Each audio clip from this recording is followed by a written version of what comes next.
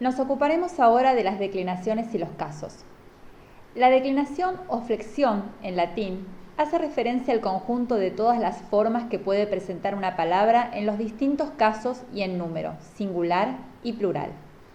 Las declinaciones se reconocen por las desinencias o lo que nosotros denominábamos las terminaciones, que adopta una palabra que van variando de un caso a otro, de un género a otro y de un número a otro. En latín existen 5 declinaciones, de las cuales en primer año vimos 2 que se diferencian por el enunciado de su genitivo. ¿Qué características tenía la primera declinación? En esta declinación encontramos generalmente sustantivos femeninos. Digo generalmente porque, como vimos el año pasado, existían algunas excepciones. Hay en la primera declinación algunos sustantivos que pertenecen al género masculino. Vimos los ejemplos de agrícola, poeta, nauta. Pero lo que hay que tener en cuenta es que la primera declinación se diferencia de las restantes porque presenta el genitivo en AE. Como ejemplo de la primera declinación tenemos el sustantivo rosa, enunciado rosa, rosae.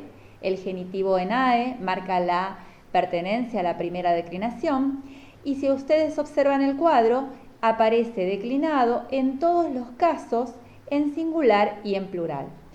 Recuerden que el orden del cuadro en el que aparecen los casos no es siempre algo fijo. Quizás el cuadro que ustedes se arman tiene otro orden de casos. Eso no altera el producto final, simplemente es una aclaración para que le presten atención y no confundan las terminaciones. ¿Qué características tiene la segunda declinación?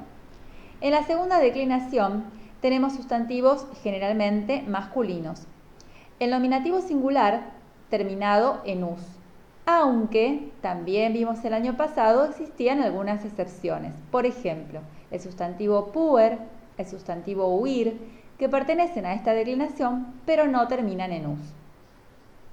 También en esta declinación tenemos a los sustantivos de género neutro.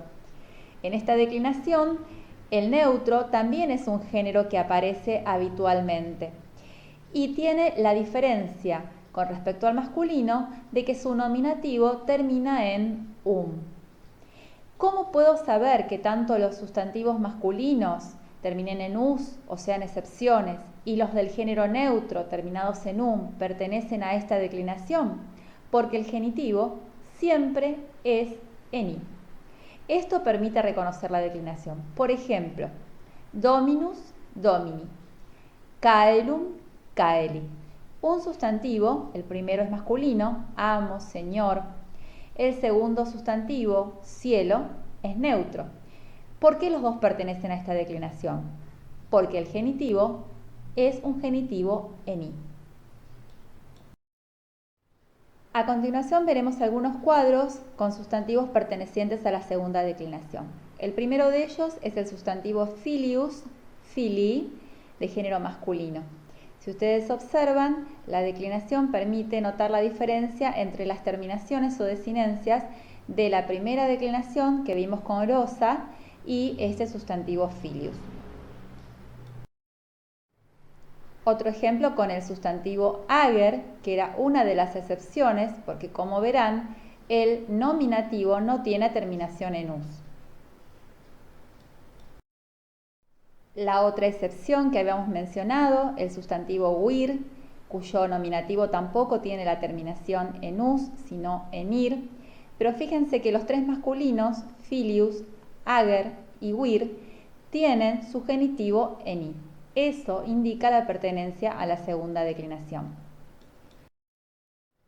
Y por último, un ejemplo de neutro, velum, cuyo nominativo varía y ahora es terminación en pero el genitivo sigue siendo la terminación en i.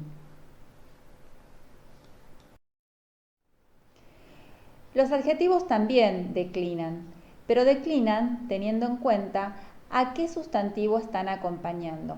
Es decir, un adjetivo va a variar su declinación de acuerdo a si acompaña a un sustantivo de género masculino, se acompaña a uno de género femenino o se acompaña a uno de género neutro. Por lo tanto, recuerden cuando revisamos el tema de los enunciados de las palabras, el adjetivo siempre aparece con 3 terminaciones, porque depende de aquel sustantivo al que esté acompañando. Eso es muy importante tenerlo en cuenta a la hora de establecer las relaciones entre las palabras para nuestras traducciones. Citamos el ejemplo de altus y citamos el ejemplo de pulcher, un adjetivo que, como verán, también tiene la particularidad de tener una terminación distinta, como ager, ¿sí? De tener una terminación excepcional. Hasta allí las declinaciones que hemos visto. Pasemos ahora a los casos. Recordemos que en latín los casos señalan las distintas funciones que una palabra desempeña en la oración. Tenemos 6 casos, ya los vimos a todos el año pasado, cada uno con una función determinada dentro de la oración. Repasaremos ahora el uso de esos casos. El nominativo. ¿Para qué se usa el caso nominativo? 2 posibilidades. ¿Es el sujeto de la oración o es un predicativo subjetivo? Para que un sustantivo o pronombre sea el sujeto del verbo, debe concordar con él en persona y número. Esto quiere decir que la terminación de caso nominativo tiene que concordar con el verbo que yo reconozca en la oración. Si el verbo está en singular, el sujeto debe ir en singular. Si el verbo está en plural, el sujeto debe ir en plural. Y por otro lado, si me aparece algún nominativo ubicado en el predicado de la oración, recuerden que la función es la de predicativo subjetivo, es decir, es un modificador que está en el predicado, pero que se refiere al sujeto. Presten atención a que generalmente hay coincidencia en las terminaciones. Siempre el predicativo termina igual que el sujeto. El vocativo, un caso al que le dimos muy poco uso el año pasado, porque es raro que aparezca en las oraciones, sobre todo en las que nosotros analizamos habitualmente. Sirve para exclamar o para llamar la atención de aquel a quien me estoy dirigiendo, y se lo puede reconocer porque por lo general está al comienzo de la oración separado del resto por una coma, entre signos de exclamación. La oración suele estar entre comillas porque es un discurso directo, algo que alguien le dice a otro.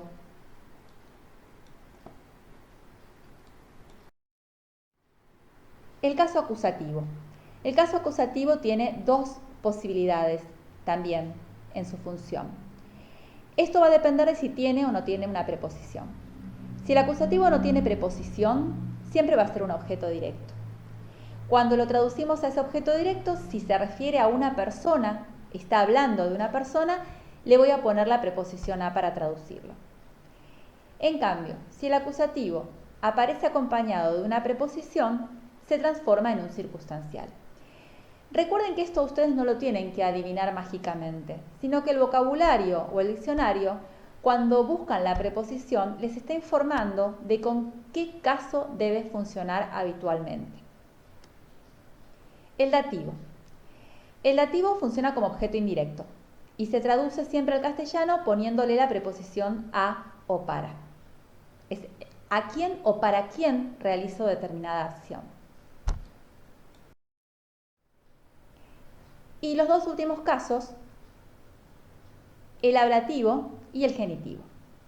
El ablativo es siempre un circunstancial, tenga preposición o no tenga. Con preposición va a ser fácil reconocerlo porque al buscar la preposición me va a decir que va con ablativo o no. Y si no tuviese preposición y yo determino que es ablativo, recuerden que a la hora de traducirlo tengo que hacerlo poniéndole yo la preposición que no tiene. ¿Qué preposición debo colocarle? Hay 2 posibilidades, o la preposición con o la preposición por. El genitivo, por su parte, es un modificador que acompaña al sustantivo, generalmente al más próximo. Se traduce siempre poniéndole la preposición de. Cuando lo marco en la oración, lo que tengo que tener en cuenta es con qué sustantivo está vinculado.